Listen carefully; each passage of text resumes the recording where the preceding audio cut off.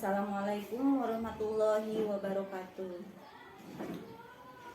Selamat siang Bapak Ibu guru semua. Semoga dalam kesempatan ini kita berada dalam keadaan sehat walafiat. Perkenalkan, saya Juju Juhairatul Ainiyah, SPD.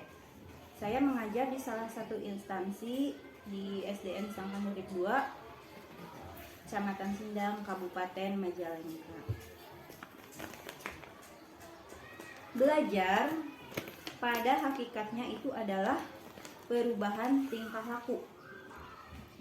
Di sini dalam pembelajaran terjadinya adanya proses interaksi antara peserta didik dengan lingkungan yang ada di sekitarnya. Yang di sini dalam proses pembelajaran ini tidak terlepas dari adanya guru-guru sebagai pembimbing, kemudian yang mengkoordinasikan antara lingkungan agar menunjang terjadinya perubahan tingkah laku ke arah yang lebih baik. Sehingga dalam proses pembelajaran itu terjadinya perubahan fisik dan mental dari seorang peserta didik yang tadinya kurang baik menjadi lebih baik. Sebagai seorang guru, kita dituntut memiliki skill-skill tertentu agar tujuan pembelajaran dapat tercapai dengan baik. Misalkan sebagai guru kita itu harus paham betul karakteristik dari peserta didik kita. Kita harus menguasai berbagai media yang bisa digunakan sesuai dengan pembelajaran yang akan disampaikan. Kemudian juga metodenya bagaimana, teknik pembelajarannya, model-model pembelajarannya, keterampilan dasar mengajar seperti membuka, menutup proses pembelajaran, mengevaluasi peserta didik, dan pengelolaan di dalam kelas. Nah, di sini saya sebagai guru di sekolah dasar, saya mendidik anak-anak itu dari kelas 1 sampai kelas 6. Ya, di mana di kelas 1 sampai 6 itu terbagi 2 tahapan, ada tingkat rendah atau di kelas rendah antara 1 sampai 3 dan pada tingkat tinggi. Sebagai seorang guru SD, kita harus memahami karakteristik dari peserta didik kita, di mana yang kita ketahui bahwa pemikiran peserta didik pada usia tersebut masih berpikir bersifatnya itu holistik, yaitu secara menyeluruh. Sedangkan di sekolah-sekolah itu anak-anak itu masih belajarnya secara parsial. Jadi di sini kita itu harus menentukan atau memilih pembelajarannya masih berorientasi pada fakta yang lebih pada hal-hal yang bersifat konkret. Jadi mereka itu baru bisa paham ketika mereka belajar dengan menggunakan media yang konkret. Kemudian juga di sini tetap guru itu tetap memegang peranan penting dalam menciptakan stimulus respon agar pembelajaran tetap hidup, dan guru pandai memilih strategi apa, metode apa yang dapat digunakan dalam pembelajaran untuk anak-anak usia SD. Sini terdapat beberapa model pembelajaran yang bisa digunakan untuk anak-anak SD, diantaranya ada belajar kolaboratif, belajar kuantum, belajar kooperatif, dan belajar tematik. Nah, pada kesempatan hari ini saya hanya akan sharing tentang pembelajaran yang modelnya belajar tematik. Pembelajaran tematik merupakan pembelajaran terpadu yang menggabungkan tema untuk mengaitkan beberapa mata pelajaran sehingga dapat memberikan pengalaman yang bermakna bagi peserta didik. Di sini terdapat manfaat pembelajaran tematik. Yang pertama, Dengan menghubungkan beberapa kompetensi dasar dan indikator serta isi mata pelajaran, maka di sini akan terjadi penghematan karena tumpang tindih materi dapat dikurangi bahkan dihilangkan. Yang kedua, siswa mampu melihat hubungan-hubungan yang bermakna sebab isi atau materi pembelajaran lebih berperan sebagai sarana atau alat, bukan tujuan akhir. Yang ketiga, pembelajaran menjadi utuh sehingga siswa akan mendapat pengertian mengenai proses dan materi yang tidak terpisah-pisah. Yang keempat, dengan adanya pemanduan antar mata pelajaran, maka penguasaan konsep akan semakin baik dan meningkat. Itu tadi manfaat dari pembelajaran tematik. Kemudian, terdapat karakteristik dari pembelajaran tematik. Yang pertama, bahwa pembelajaran tematik itu berpusat pada siswa dengan catatan tetap dipandu oleh gurunya. Yang kedua, memberikan pengalaman langsung. Karena di sini siswa tidak hanya mendengarkan dari ceramah-ceramah guru, tapi juga ikut mempraktekkan. Yang ketiga, pemisahan antar mata pelajaran itu menjadi tidak begitu jelas. Kemudian, menyajikan konsep dari berbagai mata pelajaran. Pembelajaran tematik ini juga pembelajarannya bersifat fleksibel.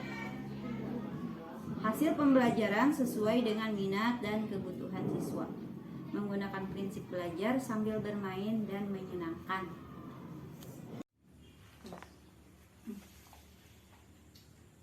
Pada pelaksanaan pembelajaran tematik, ada langkah-langkah atau prosedur yang harus dilakukan oleh seorang guru.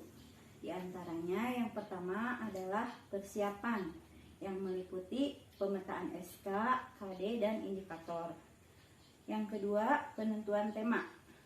Kemudian menentukan jaringan tema, penyusunan silabus, penyusunan RPP, menentukan strategi pembelajaran, menentukan alat dan media yang tepat, dan yang terakhir menyiapkan instrumen penilaian. Terdapat beberapa jenis media yang bisa digunakan dalam proses pembelajaran. Tinggal disesuaikan dengan materi yang akan disampaikan. Di antaranya, jenis-jenis media tersebut adalah media visual, audio, audiovisual, dan lain-lain. Di sini saya akan mempraktekkan pembelajaran dengan menggunakan media visual, yaitu perangkat lunak twin mirror. Baiklah Bapak Ibu semua, kali ini saya akan mempraktekkan tentang pembelajaran di kelas 1 tentang anggota tubuh yang boleh disentuh dan tidak boleh disentuh. Nanti saya akan memperlihatkan dalam layar ini, ya, seperti ini. Nanti anak-anak akan melihat bagian-bagian anggota tubuh mana saja yang boleh disentuh dan tidak boleh disentuh. Ketika Bapak Ibu guru semua mengklik, ya, seperti ini, bagian yang diklik ini nanti kita minta pada anak-anak untuk menyebutkan namanya apa bagian tubuh ini. Gitu. Misalkan ini diklik, kata anak-anak itu mulut. Nah, berarti anak-anak itu tertarik dan sangat berantusias ketika menjawab pertanyaan-pertanyaan dari gurunya.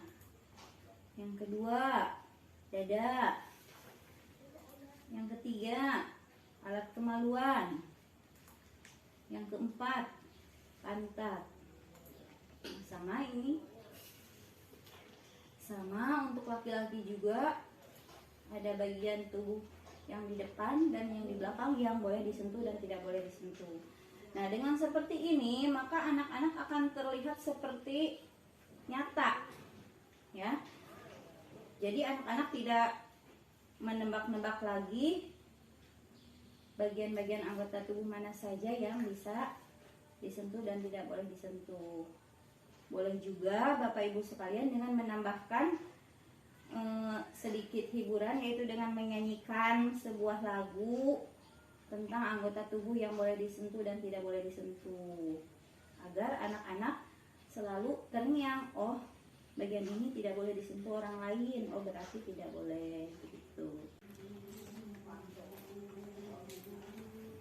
Setelah proses pembelajaran selesai, maka selanjutnya dilakukan instrumen penilaian. Nah, penilaian ini boleh masih menggunakan perangkat lunak ini juga, yaitu dengan memanggil anak bergiliran satu persatu ke depan menyelesaikan puzzle yang ada di depan. Nah, contohnya seperti ini. Anak-anak nanti klik start ini, kemudian anak-anak menunjuk mana bagian pantat, mulut, dada, dan kemaluan. Nanti langsung terlihat hasilnya. Jadi ketahuan anak itu betul apa tidak ketika menunjukkan bagian-bagian anggota tubuh yang diminta di sini. Begitu.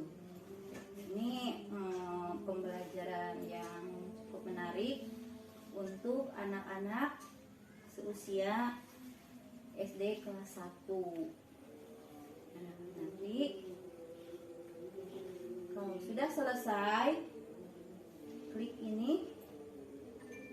Nah, nanti akan terlihat hasilnya, maka anak-anak yang lain juga akan merasa tertarik, itu ingin cepat-cepat mendapat giliran untuk mengerjakan soal tersebut, tidak merasa jenuh, tidak seperti penilaian tertulis begitu.